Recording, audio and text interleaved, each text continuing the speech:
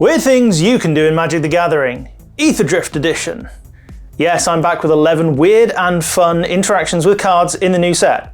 Start your engines. We don't have enough road to get up to 88. Roads? Where we're going, we don't need roads.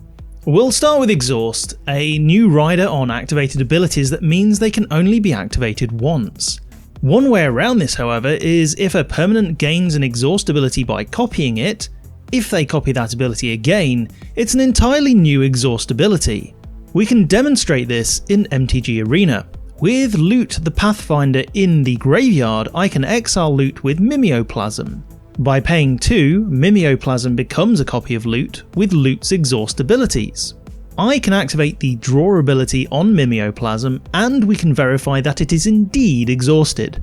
However, by paying 2 again, Mimeoplasm becomes a new copy of Loot with a new set of abilities, which means that we can activate the Draw Cards ability again. I mean, I'm not crazy, you felt it, right? We are drift compatible. Next, a fun interaction between Dredger's Insight and Rest in Peace, suggested by Sakalakura1338. Thank you.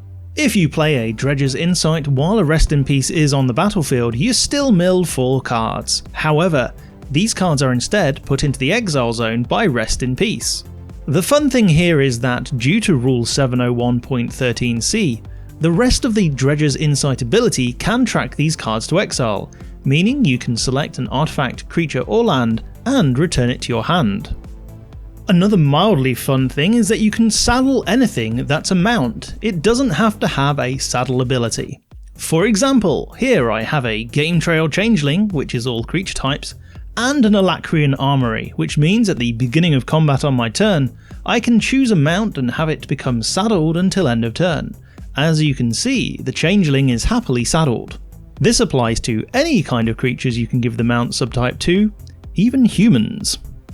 Cursecloth Wrappings is a fun new artifact that gives creature cards in your graveyard an embalm cost equal to their mana cost. But what happens if the creature you target doesn't have a mana cost? Dryad, Arbor and Asmoranomardicadaistinaculdacar are 2 such creatures. Targeting them with Cursecloth Wrappings unfortunately does absolutely nothing, as they have unpayable mana costs.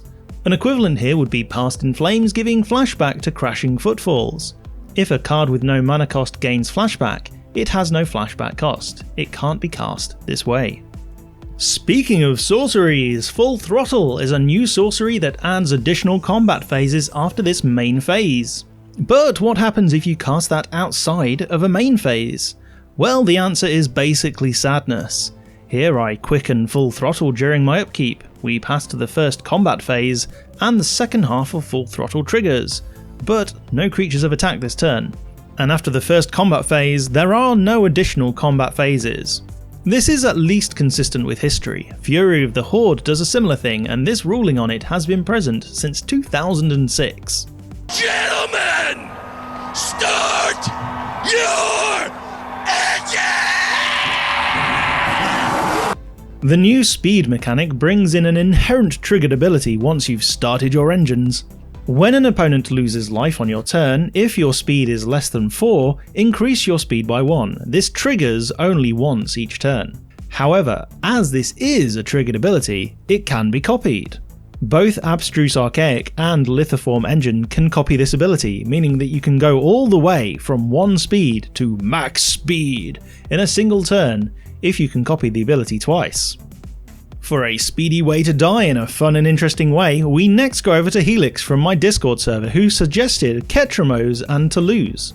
Ketramose has an ability that triggers whenever 1 or more cards are put into exile from graveyards and or the battlefield during your turn. It makes you draw a card and lose 1 life. If you also happen to have a Toluz Clever Conductor out at the same time, whenever you discard 1 or more cards, you exile those cards from your graveyard.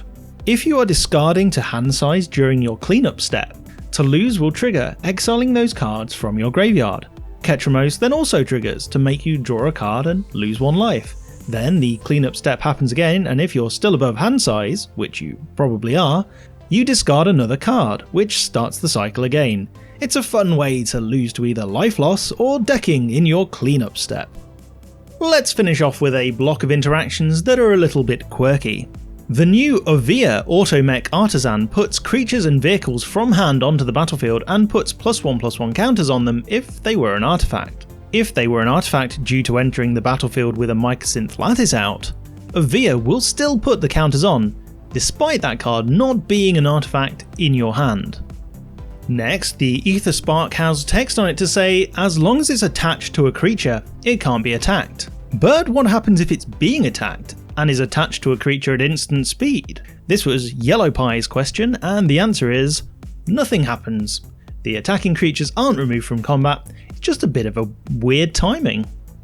Radiant Lotus is the new hotness for Lotuses. Loti? Anyway, one of the things you may have noticed is that it targets a player to add mana. Because it targets, this ability that adds mana is not a mana ability. It goes on the stack and can be responded to. If you grab the Lithoform engine from earlier, you can copy the ability. And finally, Coalstoke Gearhulk. When this enters, it returns a creature from the graveyard with a finality counter on it. Finality counters are intended to replace the "if it would die, exile it instead" wording on creatures. If, however, we have a Solemnity on the battlefield, that finality counter can never be added in the first place.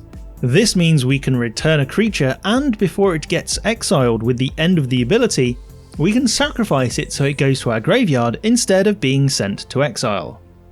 And that's it for Aetherdrift. Hope you enjoyed this video. If you did, please drop a like and maybe even consider subscribing, as it really helps me out.